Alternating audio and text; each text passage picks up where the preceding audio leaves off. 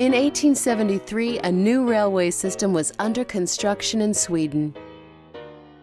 Edward Frankel, chief engineer of Swedish Rail, together with Oscar Wallenberg and Otto Frank, formed a company in Stockholm called Atlas. The mission was to produce equipment for railways. However, the Swedish rail development slowed down, and Atlas was badly affected. With the help of Wallenberg, the company was restructured and managed to survive. In 1917, New Atlas merges with an engine manufacturer, Diesel's Motors. The same year, the company established its first international sales operation in St. Petersburg in Russia. Based on an internal need for better manufacturing tools, Atlas started to develop its own compressed air tools. In 1936, the one-man machine was introduced. A single person could operate a light rock drilling machine. The Swedish method became a huge success and led to an international expansion, where new sales companies opened all around the world.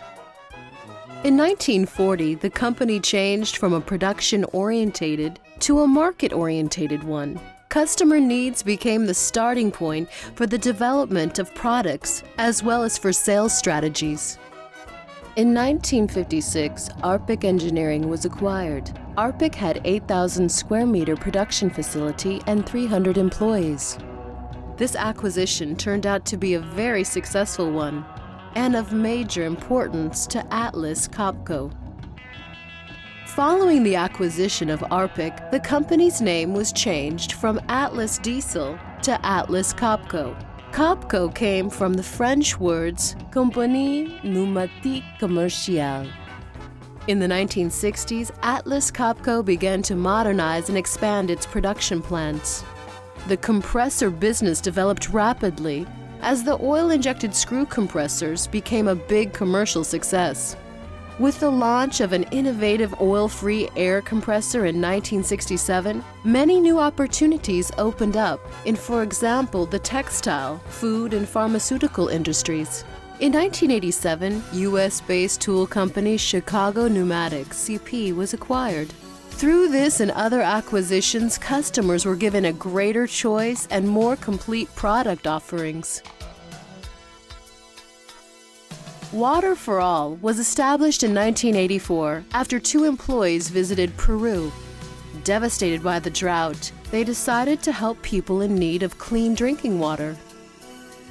Through voluntary employee donations, projects are implemented, drilling or digging for water. Atlas Copco contributes with twice the amount of what employees donate. In the early 1990s, Atlas Copco established its vision to become and remain first in mind, first in choice.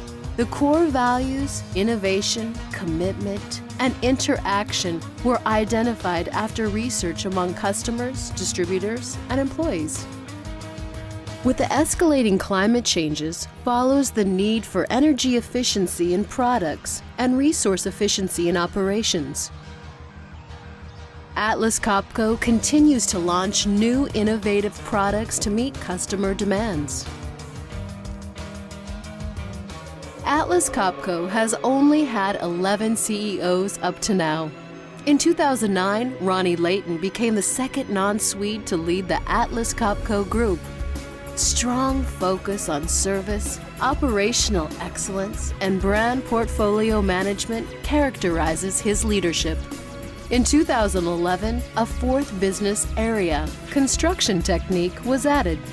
Each business area has now a dedicated service division for professional customer support around the clock. About 1/3 of all employees are working in the service business. Atlas Copco is recognized as one of the most innovative and sustainable companies in the world.